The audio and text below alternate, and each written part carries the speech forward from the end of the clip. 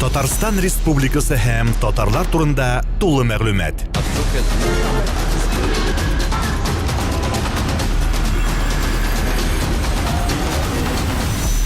Татар-информ мәгълүмат агентлыгы. Индустрия закончена в 90 елның 30 августында кабул ителгән декларация турында, аның әһәмияте турында бик күп сүзләр әйтелде. Шулай да менә бүгенге вазгыятьтән чыгып караганда әйтсәгез иде, аның Татарстан өчен, безнең республика өчен нинди төп әһәмиятен атап әйтер идегез? 1552 елдан бирле татар халкы үзенең дәүләтчелеген торгызу өчен көрәшүен беркайчан да туктатмады.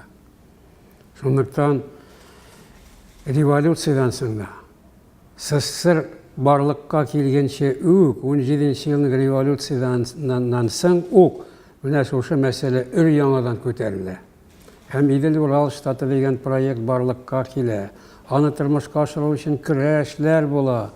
Ана булай Татар-Башкорт Республикасы идеясе һәм проекты була. Һәм ниһаять менә шушы Татарстанны төзү декреты барлыкка килеп, автономиялы республика 1920 елның 27 майында барлыкка килә. Ләкин безнең республика автономиялы республика булып барлыкка килә. Ул шуннан башлап, 20 еллардан ук башлап, үзенең статусын күтәрү өчен зур көрәш алып бара. Һәм бу көрәшнең корбаннары да була. Шуларның берсе Мирсәет Солтангалиев. Татарстанның статусын берничек тә күтәрергә теләмиләр. Бигрәк тә Сталин каршы була моңарга. Һәм менә 1936 елны кабул ителгән Конституциядә әле үзләре өчен менә шушы хукукларны сорамаган Казакстан, Кыргызстан республикаларына, алар әле Кыргызстанның республикада түгел, автономиялы өлкә, аларга союздаш республика статусы күптән төшкән кебек. Ә безгә сорап, ялынып дигәндәй йөргән республикаларга ул тәтеми. Сталин үзенең докладында әйтә: Татарстану, Татарии и Башкирии союзный статусы не видать как своих ушей. Менә шунлыктан безнең менә бу идея өр-яңадан калкып чыга, менә шу үзгәртеп кыру башланганнан соң. Горбачев чоры дибез без аны. Һәм менә шул вакытта инде СССР искергән, тузган, таркалыр вакытлары җиткән, менә шуны булдырмас өчен яңа союздаш договор төзү мәсьәләсе барлыкка килә. Һәм аның проекты да төзелә. Менә шул вакытта Татарстан әйтә: без менә шушы республика, Татарстан республикасы, үзебез мустакил рәвештә шушы договорга кул куярга телибез. Россия делегация составында түгел, үзебез махсус рәвештә. Менә бу идея, менә бу принцип, аны атыйлар особые позиции Татарстана дип, особые. Менә шуның өчен, менә шушы көрәш. Ләкин шуннан да без менә шушы декларацияны кабул иттек. Аның эчтәлегенә карасаң, күрәсең, анда без СССР составында да түгел, Россиядә да түгел. Ни өчен? Чөнки әле СССРга безне мустакил рәвештә алганнары юк. Россия составында итеп күрсәтсәк, без өр-яңадан шуның составында калырга тиеш булабыз. Шунлыктан без Россия белән махсус рәвештә, договорлы рәвештә яшәүне алга сөрдек. Аннан китү түгел, таркалу түгел.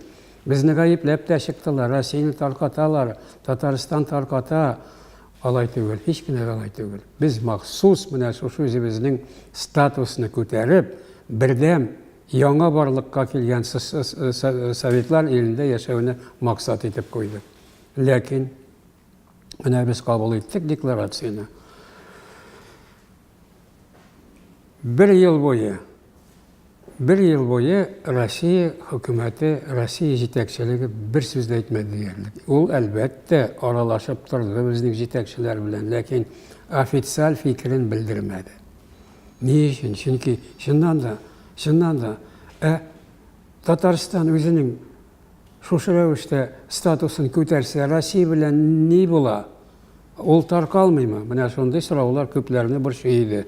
Шунлыктан Россия җитәкчелеге, аның президенты Ельцин һәм безнең президентыбыз Минтимер Шәймиев ике делегация төзеп, менә шушы мөнәсәбәтләрне җайлау, һәм Татарстан ни рәвештә союздаш республика булырга тиеш һәм мөстәкыйль рәвештә шартнамәгә кул куярга тиеш дигән мәсьәләне хәл итү өчен 2 делегация барлыкка килде. Аның никадәр әһәмиятле икәнлеген шуннан белеп була. Ельцинның иң үзеннән соң администрациясендә берничә кеше Бурбулис, дәүләт секретаре Геннадий Эдуардович, менә шушы делегацияның җитәкчесе итеп билгеләнә Ельцин тарафыннан. Менә нинди зур әһәмиятле мәсьәлә хәл итәргә тиеш була. Ә безнең делегацияның җитәкчелеге Лихачев Василий Николаевич, ул вице-президент иде безнең. Шулай ук икенче кеше президенттан соң. Делегацияның составы билгеле, аның делегация җитәкчесенең урынбасары итеп Шәймиев мине билгеләде. Ни өчен? Чөнки мин менә шушы принципны сөйләшкән вакытта үзебезнең позицияны аларга үтемле рәвештә, аңлаешлы рәвештә кабул итүне эшләргә тиеш идем. Мин тарихын ни өчен шушы рәвештә без үзебезнең декларациябызны кабул иттек, ни өчен хәзер Россияны менә шушы рәвештә Татарстанны мөстәкыйль рәвешендә тану юлына бастырдык. Ни өчен? Менә шуларны билгеләү өчен делегациялар төзелеп, ул 2 делегация 1991 елның 12 августы көнне сөйләшүләр өстәленә Ак йортта утырдылар. Менә шунда инде 2 делегацияның җитәкчеләре котлау сүзләре белән алышканнан соң сүз миңа бирелде. Ни өчен? Ник килдегез? Ник килдегез? Без иң беренче мәсьәлә безнең әлбәттә татар халкы ул дәүләти халык. Аның гасырлар буе төзегән әллә ничә дәүләтләре булган һәм ул дәүләти идея татарның канына сеңгән. Шуннан соң 1552 елдан соң да татарлар бер кашанда менә шушы дәүләтчекләрен кайтару идеясеннан баш тартмадылар. Һәр вакыт көрәшә килделәр. Шуның өчен төп нигезе ул халык фикере. Әнә барыгыз Татарстанга, карагыз. Урамнарда, мәйданнарда халык җыелып менә шушы статусны таләп итә. Карагыз, аны күреп торалар, әлбәттә, аны телевизорлардан күрсәтеп торалар иде, радиолардан сөйлиләр иде. Менә безнең нигезе шушы халык фикере. Икенчедән, без шушы юлга басып, Россиянең бер законын да бозмыйбыз. Аптырап кетүчеләр булды, ничек бозмыйсыз? Менә сез, минем колымда китап, документлар, аларның кулларында, улы якның кулында бер нәрсә дә юк. Декларация прав трудящегося эксплуатируемого народа дигән документ кабул ителә 1918 елда Россиядә. Анда күрсәтелгән Россия федератив дәүләт буларак ирекле республикалар, ирекле халыкларның нияте буенча барлыкка килә ди. Ирекле рәвештә. Ул бик зур нәрсә ул. Әйе, соң аның шушы документның соңгы пунктында язылган үзәк хөкүмәт белән мөнәсәбәтләрне һәрбер республика үзенең республика союзларында үзе хәл итә диелгән. Димәк, безгә әйтүчеләр булды. Анда Шахрай дигән аларның делегация составында бик күренекле кешеләре бар иде. Тогда же вашей республики не было. Это же 18-й год, а ваша республика в 20-м году возникла. Икенче урыннан укып күрсәтәм.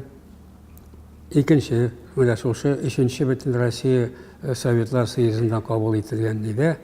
По мере возникновения республик они вступают в согласие с Центральным исполнительным комитетом. Менә әйтәм сезгә договорның нигезе. Иреклене по мере возникновения ул турыдан-туры безгә дә кагыла. Бу бит декларация.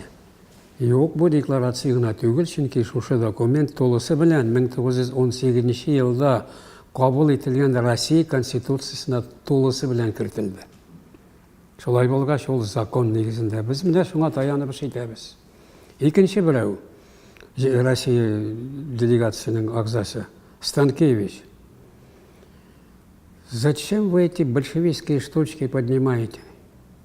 Большевистские штучки, не штучки, это единственный документ, который провозгласил Россию Федерацией. Без этого документа федерации нет. Поэтому хочешь, не хочешь, приходится признавать. Да нет, нам надо с Киевской Руси начинать нашу государственность, либо это. И там давайте тогда поедем в Киев и продолжим переговоры там. Только вот нас как встретят там, алар енді бәйсіздіктерін иглан еткендер еді. Как нас встретят, только аптырап нетіп қалдылар енді әлбетте. Мына шы рәвіште біздің позиция аңлайышлы рәвіште оларға жеткірілді. Россия белән нинди рәвештә яшисез? Договорлы, махсус мөнәсәбәтләр урнаштыру рәвешендә.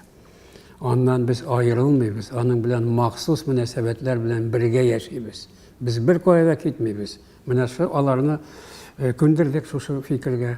Һәм аларның җитәкчесе Бурбулис әйтте, позиция Татарстаны правомерна дип. Менә шу сүзләрне әйтте дә, аннан соң инде без 3 көн буе сөйләшүләр алып бардык. Инде соңгы документны кабул иткән вакытта мин менә шу аның сүзләрен Геннадий Эдуардович, давайте мы включим эти ваши слова в протокол. Ну, мына ачуы килде, аның маңарганы. Как так, ты, как тая правомерность там вашей позиции дип китте хәзер. Вы же сорвали выборы президента Российской Федерации. Китте инде, чыннан да шулай булды. Без катнашмадык бит.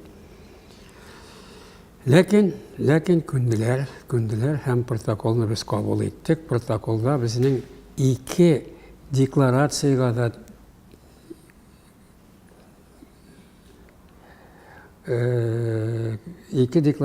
да күрсәтмә бар. Икесенә Россиянең декларациясе 12 июнь көнне кабул ителгән, шул 90 елның аларның суверенлык декларациясе. Һәм безнең 30 август 90 ел декларациясе.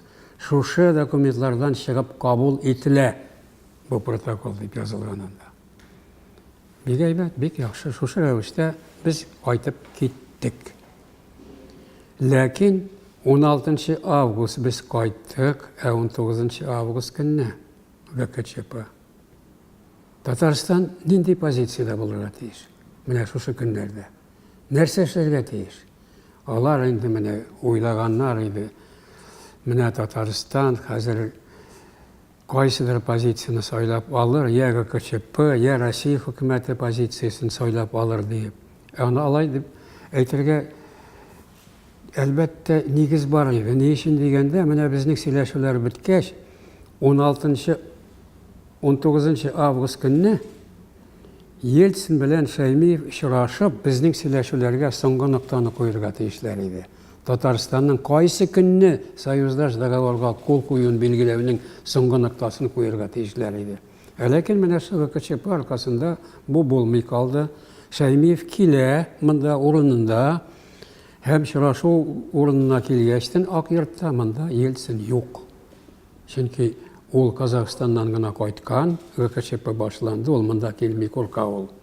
Курка, кулгадырлар.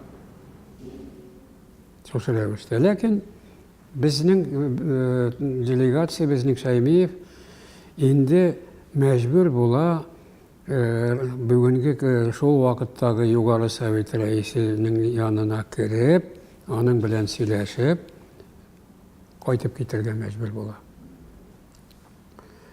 Моны гаепләп чыгалар. Чөнки безнең Татарстан КЧП ягына да кушылмый.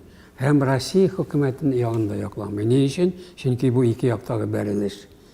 Әгәр дә кайсы булса да җиңсә, Татарстан бик авыр хәлдә калыр иде.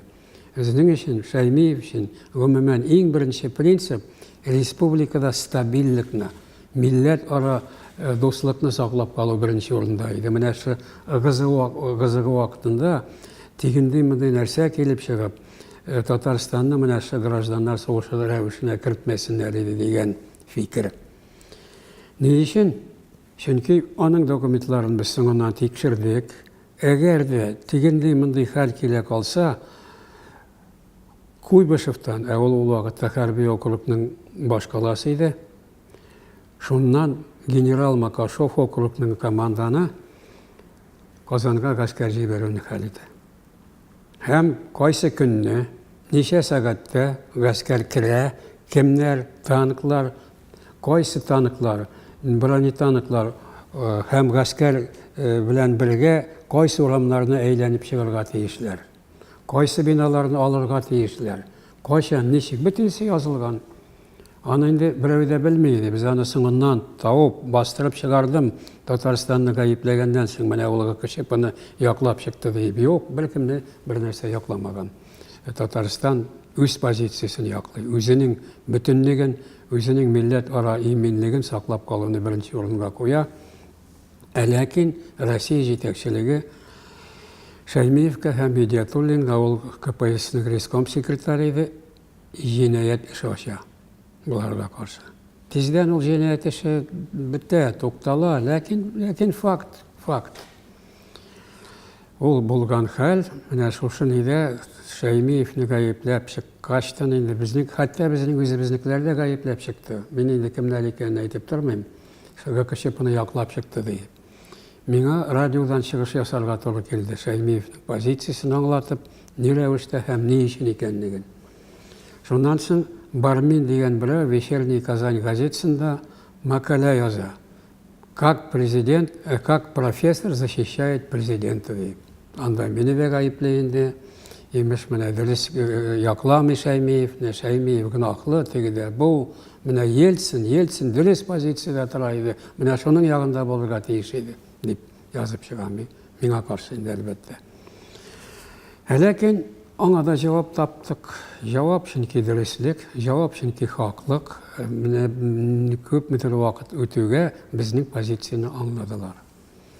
Ләкин менә шушы ыгы-зыгы вакытында, шушы айлар эчендә, ләкин ике республиканың да, Россиянең да, Татарстанның да бит яшәве тукталганы юк.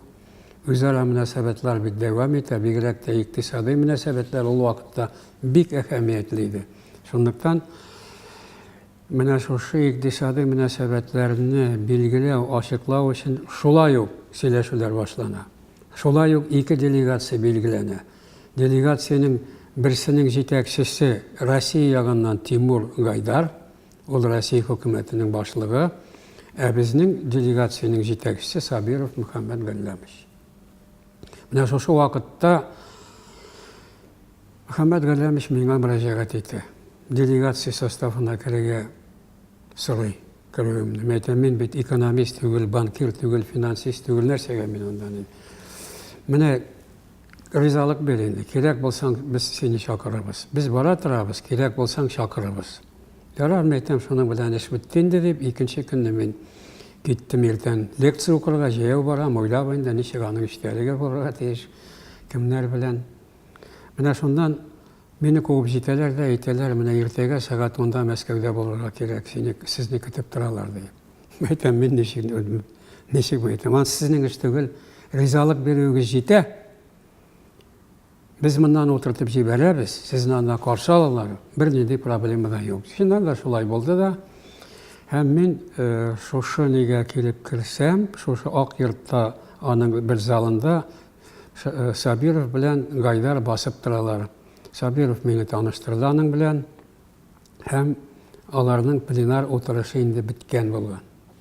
Пленар утырышында нәрсәләр сөйләшенгән икәнен белү өчен мин сорадым стенограммасын. Бирегез әле миңа стенограммасын. Стенограмманы бирделәр.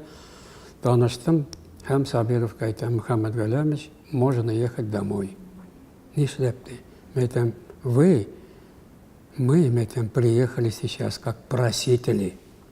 Ә без декларация нигезендә, һәм Россия белән менә сөйләшкән, менә шушы нигездә, протокол нигезендә без сораучылар түгел.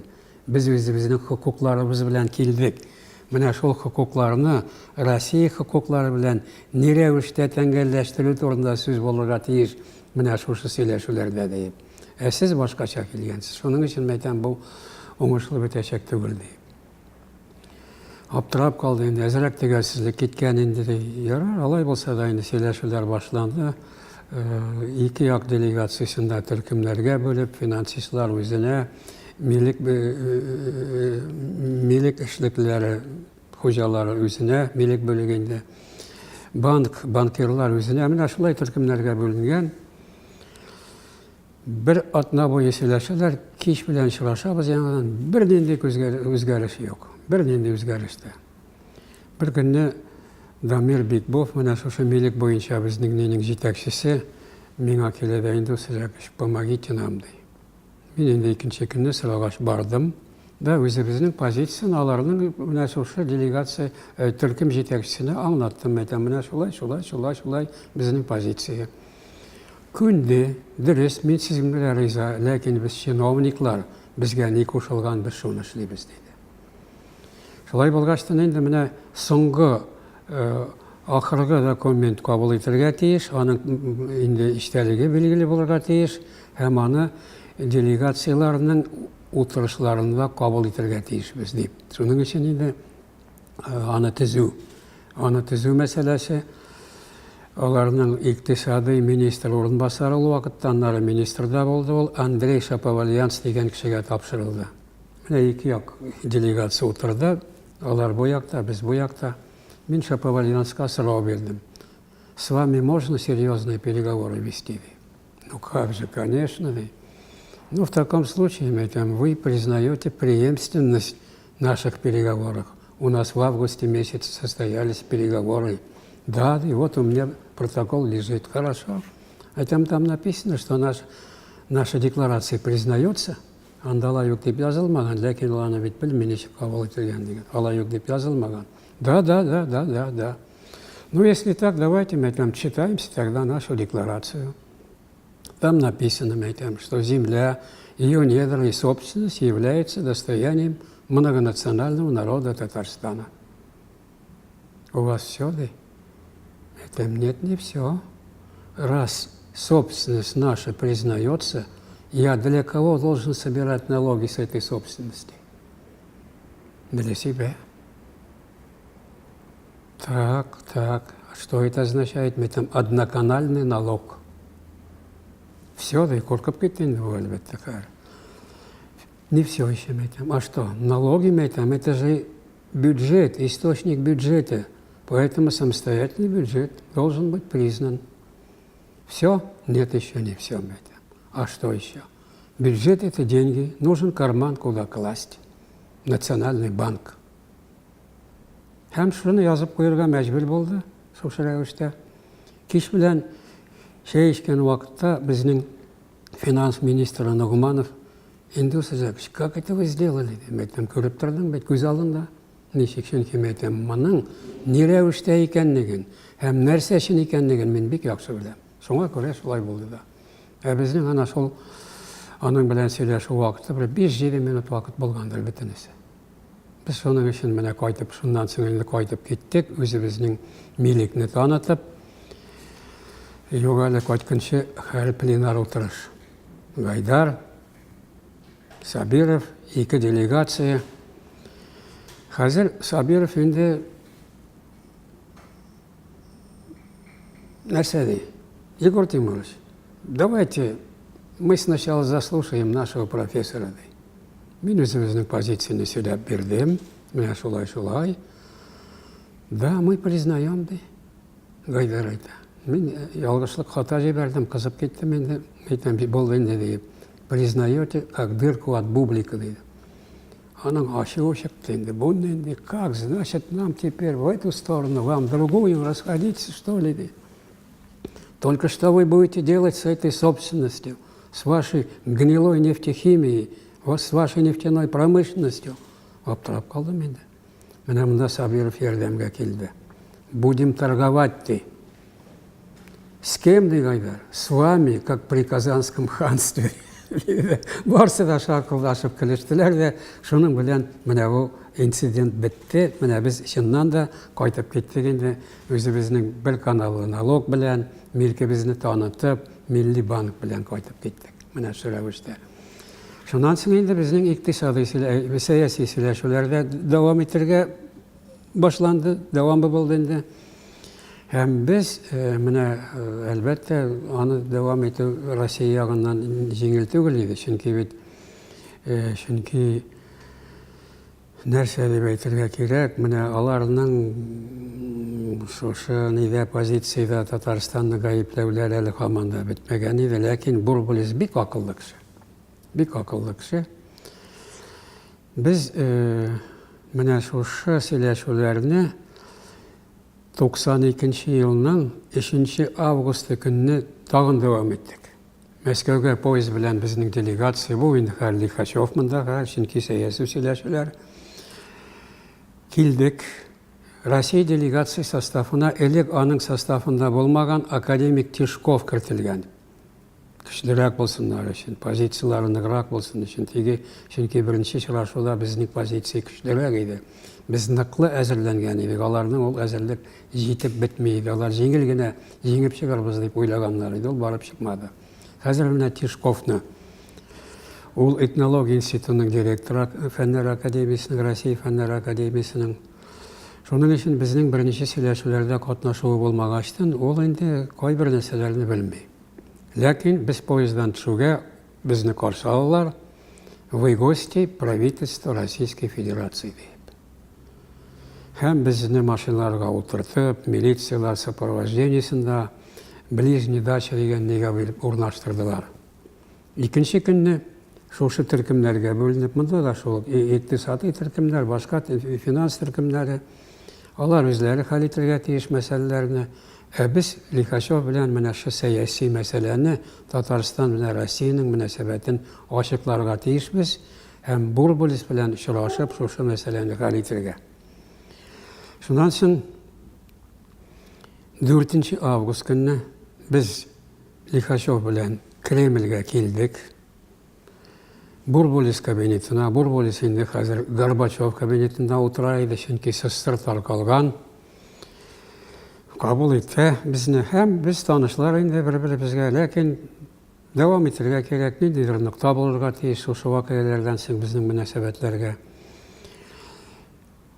Лихачев белән Бурбулис әлбәттә бер-берсен котлап, шуннан соң тагын миңа сүз бирелде һәм мин үзебезнең позицияны, нинди вәкаләтләребез безнең үзебездә булырга тиеш, нинди хокукларыбыз безнеке, кайсыларын Россиягә тапшырабыз, менә шуларны мин яхшылап аңлаттым инде. Күрәсең, Тишковка бу бик күп тыелган. Бик күп тыелган. Чөнки беренче сөйләшү вакытында да Шахрай, миңа Шахрай әйткән иде, вы что, из России выходите? Шахрайга мен әйтергә мәҗбүр булдым ул вакытта, әйтәм, мы в Россию добровольно не входили. Из России, поэтому и выходить нам ставить такой вопрос нельзя. Ризалар, что значит мы из России, безнең кебек сөйләшә, безнең исемнән, из России не выходим, но в нее и не входим. Шахрай, әйтәм, правильная позиция. Һәм шушы рәвештә дәвам иттек. Хәзер Тишков бирә шу сорауны. Ул бит ишеткәне юк минем җавапны да. Мин Бурбулиска карадым да әйтәм, Геннадий Эдуардович, мне отвечать на этот вопрос.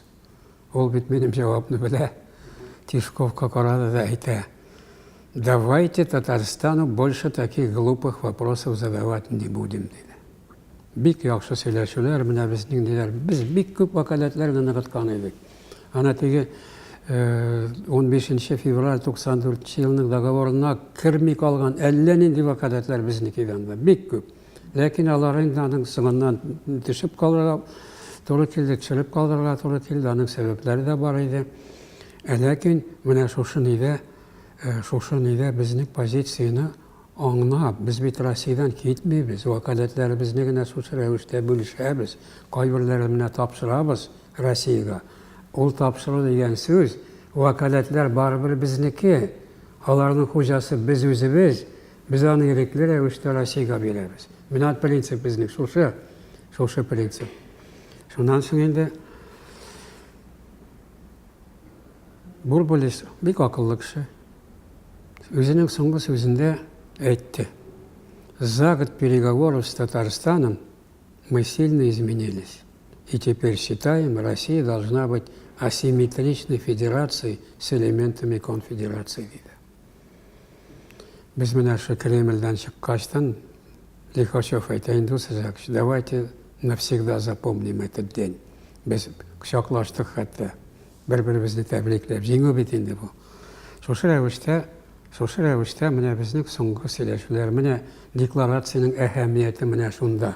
Декларация менә шушы нәтиҗәгә китерде. Декларация 1994 елның 15 февралендагы договорның барлыкка килүенә китерде. Менә аның асылы кайда, менә ни өчен кирәк иде ул. Менә мәсәлән, әгәр дә без теге тарихта әйтәләр бит инде шарт фигыль булырга тиеш түгел дип, кайбер башка милли республикалар мондай адымга бармады. Алар белән безне мәсәлән хәзер чагыштырып карасак, алар нәрсә дип әйтергә? Дөрес сөйләшүләр вакытында да безгә андый сорау бирелде. Сез башка республикалар сезнең арттан ияреп барсалар, ничек ияреп барсыннар алар? Ияреп бара алмыйлар, чөнки Башкортстанның, башкаларның декларацияларын кабул иттеләр, ләкин алар декларацияларын үзләренең суверенлыгын Россия составында дип игълан иттеләр. Россия составында булгач, андый сөйләшүләрне алып бара алмыйлар, без андый нәрсәне күрсәтмәдек. Алар нәрсәне югалтты дип әйтергә була. Кемнәр? Ул милли республикалар белән. Нәрсә алар катнаша алмый, чөнки алар бит Россия составында. Монда сөйләшүләргә урын калмаган аларга. Безгә калган. Чөнки без Россия составында түгел. Безнең документларыбыз андый түгел. Безне һәр менә шу рәвештә таныдылар, махсус рәвештә таныдылар. Шунлыктан әлбәттә вакаләтләрне бүлешәбез. Аларның бүлешергә бит хакы юк, чөнки алар Россия составында. Менә бүгенге көндә бу аларда без аларга караганда бүтән милли республикаларга караганда нәрсә аттык дип әйтергә була. Без үзебезнең мөстәкыйльлегебезне тоттык. Без күп мәсьәләләргә ирештек. Менә шушының нигезендә, бер каналлы налог нигезендә, үзебезнең бюджетыбыз нигезендә күп нәрсәләр үткәрә алдык. Үзебезнең икътисадыбызны ныгыттык, ныклап, башкаларныкы булмаганда да үзебездә күп нәрсәне булдырдык. Без бик нык алга киттек. Бик нык алга киттек. Ни рәвештә менә кайберәүләр менә сез Россия хисабына. Юк, алай түгел. Без булай. Менә Россиягә биргән вакаләтләребез шушы. Шул вакаләтләр өчен без түлибез. Россиягә түлибез. Тиешле рәвештә монда бер нинди сүз дә юк. Үз вакаләтләребез ансы үзебезнеке инде. Менә шушында аермалык. Шушы аермалык ул бик зур нәрсә. Һәм шушы рәвештә менә безгә ияреп әлбәттә договорлар төзеделәр, ләкин алар Россия составында итеп. Һәм алар менә шушы бүлешү түгел, вакаләтләрне бүлешү түгел, аларга вакаләтләрне Россия бирә. Алар хуҗалары түгел аны. Менә аның аермасы кайда? Без шушы позицияны яклап кала алдык. 40-тан артык менә шушы рәвештәге безгә ияреп договорлар төзегән булсалар да, башка субъектлар, алар аны дәвам итә алмадылар. Ни өчен? Чөнки әгәр дә син договорлык юлына баскансың икән, синең бит хукукларың гына түгел, синең бит әле хәзер бурычларың, нәрсәләрне син үтәргә тиеш. Ул вакытларны ничек башкарырга тиеш син? Монда җаваплылык артканнан арта бара. Әгәр дә тарта алмыйсың икән, бу йөкне баш тартасың договорлыктан. Һәм күпләр баш тарттылар. Кайберләрен менә шушы баш тарттырдылар. Әйтик Башкортстанны. Башкортстан белән позиция. Менә biz декларация кабул иткәннән соң Минтимер Шәрипович безгә шушы көрәшебезне дәвам итү өчен союзниклар кирәк диде. Башкортстан кирәк. Идиятуллин белән безне Башкортстанга җибәрде. Сөйләшеп кайтыгыз, алар кабул итмәгән декларациялар. Без бардык анда. Без күндердек аларны, яхшылап сөйләштек. Ләкин алар үзләренең югары советлары аркылы безнеке кебек декларацияны кабул итә алмадылар. Булдыра алмадылар. Шунлыктан алар шушы рәвештә калдылар. Шуның өчен менә безнең шушы махсус позиция ул бүгенге көнгәчә дәвам итә. Чөнки менә башкаларның инде договорлары да юк, Россия, Башкортстанныкы да юк. Аларны күндерделәр федератив договорга кол куярга. Без федератив договорга кол куймадык. Безне индәделәр, без Мәскәүдә идек ул вакытта. Индәделәр. Башкортстанда безгә ияреп әйткән иде. Бездә кол куймыйбыз ди. Бездә ул федераль шартнамәгә кол куймыйбыз дип әйткән иде. Якутлар да шулай әйткән иде, ләкин аларга ниндидер вәгъдәләр биреп, аларны күндерделәр. Менә сезгә фәлән нәрсә бирәбез, сезнең фәлән нәрсәгезне таныйбыз, якутларга алмазларыннан өлеш чыгарабыз дип, шушы рәвештә аларны күндерделәр. Һәм алар аңа кул куйдылар. Без ялгыз калдык. Менә Татарстан бер үзе калды шушы нидә. Шуның өчен менә без бүгенге көнгәчә һаман да ялгызлык нидә менә бер үзебез көрәш алып барабыз. Көрәшне башка республикалар эчендә менә нәк Бурбулис әйткәнчә, Бурбулис менә теге сөйләшүләрнең соңгы инде әйткән иде. Татарстан задает некий нравственный пример, которому следуют другие дип. Чыннан да безнең арттан иярүчеләр күп булды. Бүген дә безгә карап торучылар бик күп. 20-нче гасырда ике әһәмиятле даты булган бит берсе 1920 елдагы татар автономиясе төзелү, берсе 90 елдагы. Сез кайсысын моның әһәмиятлерәк дип саныйсыз? Әллә андый сорау бирү урынсызмы? Бу сорауның әһәмияте шунда безне менә шушы договорлык принцибыннан баш тартырга тырышучылар бик күп булды. Көнләшүчеләр дә булды, Россиянең үзендә дә, башка республикаларда көнләшүчеләр булды. Булмады түгел. Алар телевидениеда да, телеэкраннарда да күренде, радиолардан да яңгырап торды, язып та чыктылар. Һәм менә 2007 елгы договор мәсьәләсе менә шушы бик авыр шартларда булды. Чөнки башка бер генә республикада, бер генә субъект Россиянең бу мәсьәләне күтәрмәде. Без генә, без бер үзебез, ялгыз. Һәм монда да каршы чыгучылар күп булды. Миронов каршы булды. Ул вакытта ул Федерация Советының рәисе иде. Каршы чыктылар. Ләкин менә ул вакытта Путин күндергә мәҗбүр булды менә шушы договорлык принцибына. Һәм 2007 елда договор шартнама төзелде һәм аны Путин имзалады. Ул шуның белән закон төсен алды. 10 елга менә 10 ел срок бетте. Хәзер яңадан китте көрәш. Бу договорлык принцибы булмасын, булмаска тиеш, бетсен. Гомумән Татарстан белән генә түгел, гомумән бетергә тиеш. Без менә шушы позицияны үзебезнең шартнамалык принцибын дәвам иттерүне Дәүләт Советының сессиясендә дә яңгыратты, хат кабул ителде Путин исеменә. Һәм менә шушы фикер яңгырады 6-нчы Татар конгрессында да. Димәк, татарлар, татар халкы, мин гомумән татар халкы дим, чөнки договорлык ул ике Татарстан белән Россиянең мөнәсәбәтләрен билгеләү документы гына түгел. Бу гомумән татар халкының Россия белән килешү документы. Гомумән ике халыкның нигездә татар һәм русларның дуслыгын раслау документы шушы рәвештә кабул ителде. Шуның өчен татарлар үз сүзләрен әйттеләр, көтәбез Россия нәрсә әйтер. Анда каршы чыгучыларны беләбез, яңгырадылар, Кириенконың фикере яңгырады. Ул мин калганнарын әйтеп тә тормыйм инде, алар күптән каршы шушы принципка. Ләкин без нәрсәгә таянабыз? Россия конституциясына. Аның конституциясының 5 һәм 11 маддәләрендә турыдан-туры акка кара белән язылган менә шушы мөнәсәбәтләр үзәк һәм федерация субъектларының мөнәсәбәтләре я федератив договор, я башка төрле шартнамәләр рәвешендә алып барырга тиеш дип язылган анда. Язылган. Без бит закон, монда да законга каршы чыкмыйбыз. Бердән-бер законны яклап чыгучы без. Бердән-бер. Менә без үз сүзебезне әйттек һәм көтәбез. Әле Путин үз сүзен әйтмәде. Көтәбез. Нәрсә булыр? Менә сез тарихчы буларак әйтсәгез иде, 1920 елда бит инде ТССР барлыкка килә. 1990 елда менә шушы декларация кабул ителә. Сез кайсы документны әһәмиятлерәк дип саныйсыз? Аларның икесе дә әһәмиятле, алар бер-берсенә бәйле.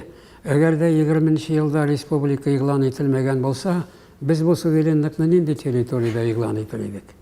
Ул территория, ул җирлек бит булмаган булыр иде. Ул бар. Менә шуңа таянып, шуның нигезендә без шушы суверенлык декларациясын кабул иттек. Алар берсенә берсе бәйле, бик нык бәйле. Шушы 20-нче елда шушы документны кабул итүгә әзерлек алып барган нинди фамилияләрне менә сез атар идегез? Без кемнәрне белергә тиеш? Кайсы сәясәтчеләрне исемнәрен? Менә мин инде әйтеп үттем, иң беренче менә шушы үзебезнең статусны күтәрү көрәшенең беренче корбаны Солтан Галиев ди. Менә Сәйд Галиев беренче хөкүмәт башлыгы була Татарстанның. Ләкин ул шушы көрәштә актив рәвештә катнашмый. Ул турыдан-туры Мәскәү ягыннан билгеләнгән вәкил була. Менә шунлыктан аңа республика барлыкка килү белән оппозиция барлыкка килә. Кашаф Мөхтаров дигән кеше була, һәм аның тирәсендә Рәүф Сабиров, менә республиканы оештыручы кешеләр. Вәлиди, ул безнең җир эшләре буенча нарком була. Менә шул Юнус Вәлиди дигән кеше. Менә булар республиканы оештыручы кешеләр. Алар менә каршы торалар күп мәсьәләләр буенча Сәйд Галиевка. Һәм Сәйд Галиев менә 21-нче ел ачлыгы елыннан соң үзенең менә шушы вакаләтләрен дәйешле рәвештә үткәрә алмады. Аның әле әйткән сүзләре дә булган. Менә без хәзер менә анда бит продналог салына Татарстанга. Продналог салына, ул продналог үтәрлек рәвештә булмый. 10 миллион ярым тонна икмәк тапшырырга тиеш була Татарстан. Күпләр әйтәләр, әгәр дә шушы планны үтәсә, халык ачтан үлә ди. Һәм бу план арттырып үтәлде. Ачлыкның сәбәбенең берсе шушы, әлбәттә. Төп сәбәп әлбәттә корылык, елның начар килүе, ансаңлашыла, ләкин истәмә сәбәп менә шушы. Шунлыктан бер елдан соң ук Сәйд Галиев хөкүмәттән китәргә мәҗбүр була, аның урынына Кашаф Мөхтаров хөкүмәте килә. Менә алар бик нык эшлиләр, бик яхшы эшлиләр. Монда татар теленең дәүләт теле булуын алга сөрү мәсьәләсе, закон кабул ителү, һәм инде шул вакытта күп документлар ике телдә төзелә башлау, ул менә шуннан башланып китә шушы әйберләр бөтенесе дә. Аннан болай менә җир мәсьәләсе, чөнки Казан губернасында иң аз җирле халык татарлар була. Һәм алар заманында яхшы җирләрдән куылып, анда рус крестьяннары урнашып яшәгән була. Шунлыктан менә шушы Вәлиди махсус рәвештә шушы мәсьәләне куеп, тирә-яктагы яңа татар поселоклары, авыллары барлыкка китерүне максат итеп куя. Һәм андый поселоклар барлыкка киләләр дә, чыннан да. Менә шушы татарлар өчен махсус рәвештә. Җир мәсьәләсе яхшылап хәл ителә башлый татар файдасына. Ләкин моңа каршылар әлбәттә шулай ук була. Һәм шунлыктан бу хөкүмәттә җиңелергә мәҗбүр була. Ни өчен? Чөнки монда хөкүмәт кенә түгел, монда бит партия бар. Партия нәрсә дигән сүз? Партия өстенлек, идарә итүче көч. Әгәр дә партияның обкомы бар икән, хөкүмәт аңа буйсынырга тиеш. Безнекеләр буйсынырга теләми. Һәм менә 24-нче елны наркомнар стачкасы барлыкка килә. Стачка наркомов дип атала бу. Нәрсә дигән сүз? Менә шушы үзәк өлкә комитетының шушы эшчәнлегенә каршы буйсынмый. Мустакил рәвештә яшәү рәвешендә наркомнар Мәскәүгә китәләр. Жалоба белән китәләр. Стачка дип атала бу. Әлбәттә, инде җиңеп чыга алмыйлар, чөнки анда бит үзәк комитет аның фикере билгеле, обком бит аңа буйсынган рәвештә эш итә. Ләкин менә шушы рәвештәге каршылыклар була. Һәм шушы шартларда да Татарстан үзенең менә шушы эшчәнлеген туктатмый.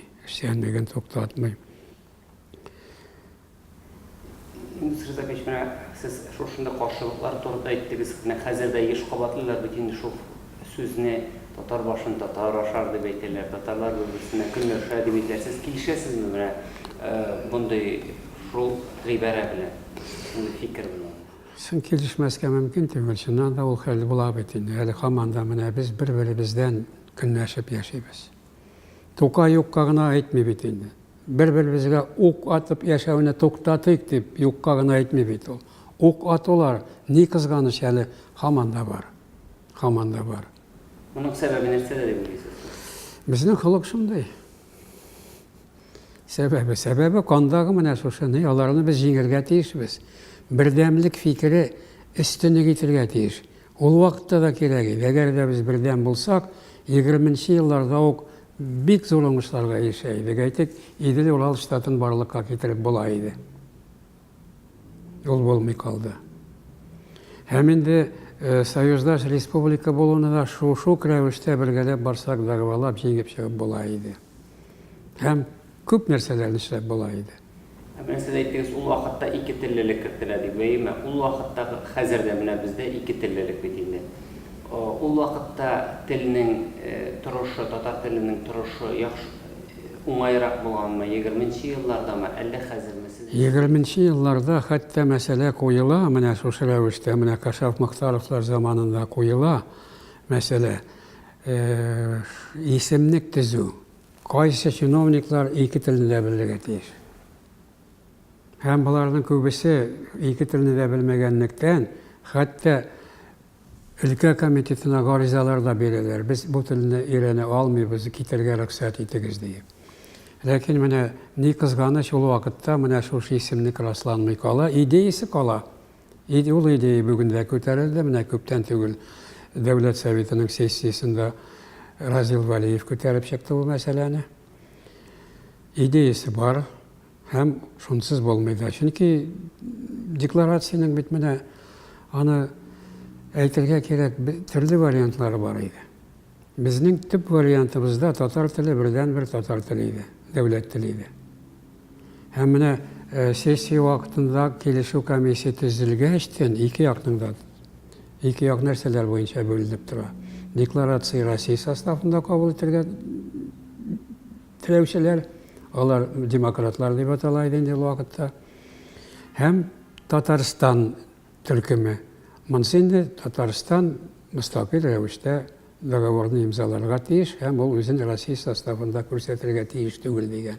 Mana shu masalalarni hal etish uchun sessiya davomida 27 avgust kuni boshlanadi, 90-yilning 30-avgustga qadar davom etadi. Şu meseleler ko'tarilib chiqadi, ham kelishuv komissiyasi borliqqa keladi. Kelishuv komissiyasida bir mesele ochiqdan ochiq hal etiladi. Mana biz yoki rizalashamiz bu yoqniki bilan yoki bu yoqni kelishib bo'lmay bir nechikda. Biz taqdim etamiz. Majburlik. Siz rizalashingiz bizning subyektligimizni ko'rsatmauga, hem şunun beraberine biz iki tillikka riza. Rus tili hem Tatar tilleri, devlet tilleri bulunlar riza. Kundiler. Mana kelishuv shundan borliqqa keldi bizning. Mana Aligayal Murtazin degan yuristimiz bor edi. Ol mana shu kelishuv komissiyasida edi. Menim gibi ko'p. Mana shuni aytgachdan u aytdi. Ey jigitlar, sotdik biz tilimizni deydi. Mana shunday so'zlarda bo'ldi. Anday narsalar ko'p bo'ldi. Siz ne şüphesiz hazır bitinde Tatar tilinde buna ayırışı Tatarstan'dan çifteki regionlarda Tatar tilinde okuşu yaşlar bik az debeyterlik, yok debeyterge de bula. Yok debeyterlik tugul. Çünkü Tatar halkı bit müstakil halk. Ol bit mana şu ezelliklerine de qaramasdan her vakit tilin saqlab qalgan. Mekteplerin ol bit revolütsiya kadar Rossiyaning eng o'qimishli xalqi bo'lgan.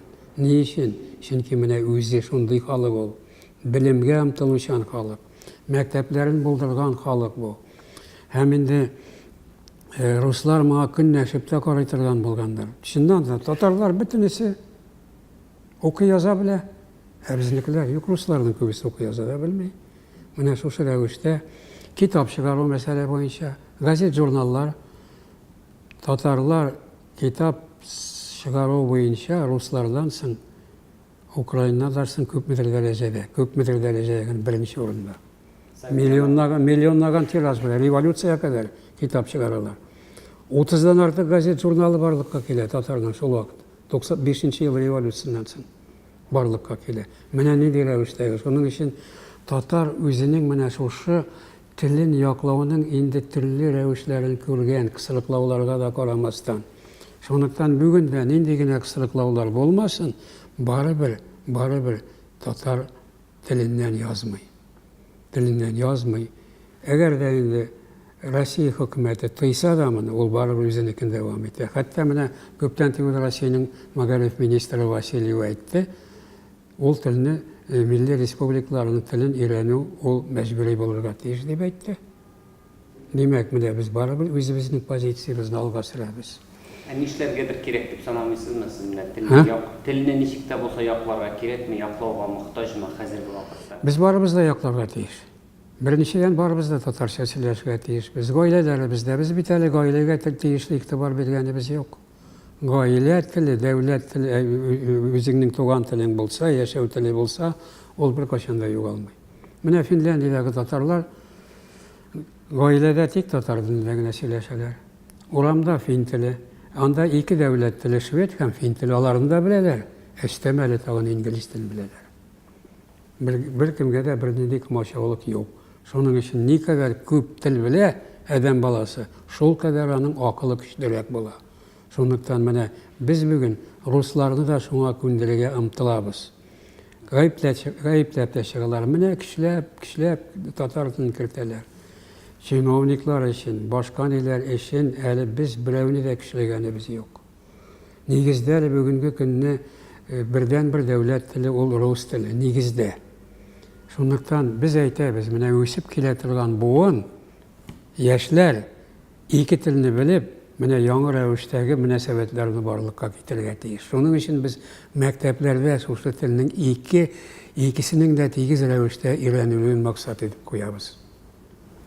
Менә сез яшьләр дигәндән әйтгәндә татар конгрессы корылтай алдыннан әйткән идегез. Корылтайда яшьләр килергә тиеш дигән фикер әйткән идегез. Сез моны ничек күрәсез? Менә яшьләр дигәндә сез яшь категориясе буенча күрәсез инде. Яшьләр ул закончылык ул.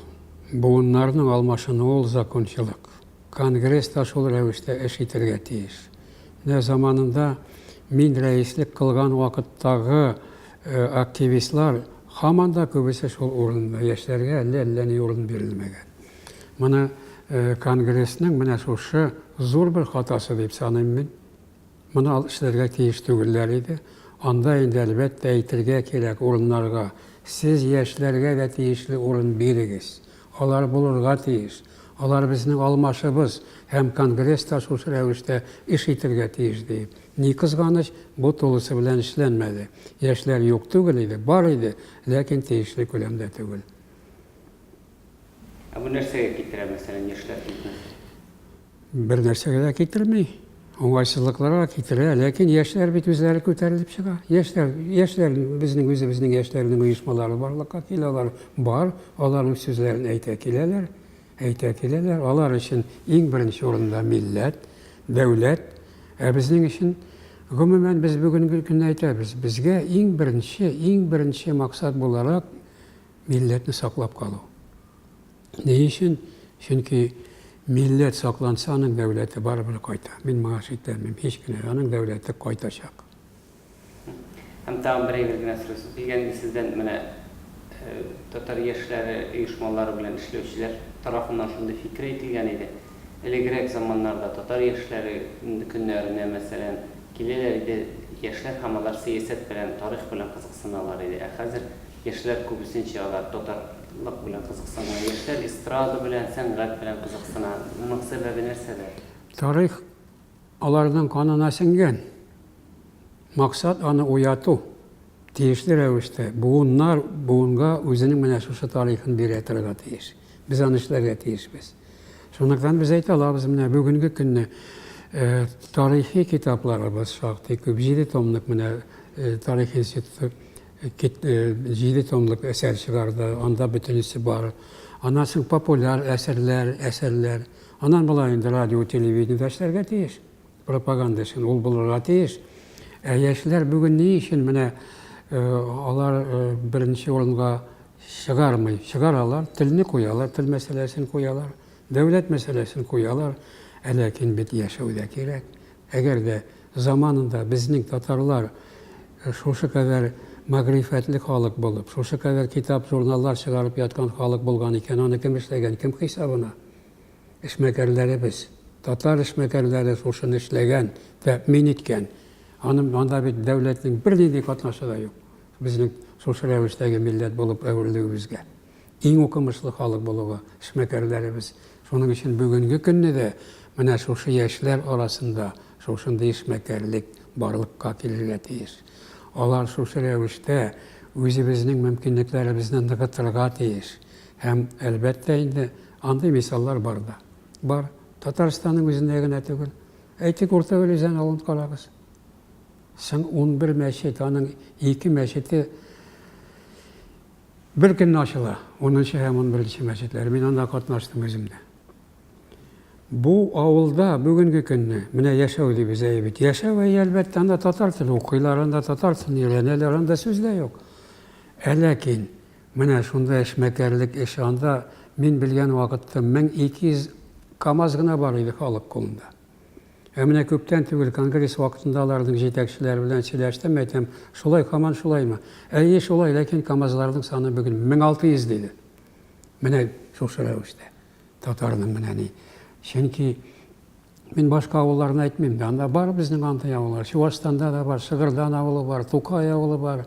Бар, Мордовиядә да бар. Аларның бөтенесенең дә эшчәнлеген күреп торабыз. Анда аларда телгә дә урын бирелә, анда мәктәпкә дә, мәгърифәткә дә тиешле урын бирелә. Шунлыктан кем күпме генә тырышмасын, телебезне бер ничек тә бетерә алмаячаклар. Һәм милләтне дә беркем дә бетерә алмый. Татар милләте мәңгелек халык. Татарстан Республикасы һәм татарлар турында тулы мәгълүмат.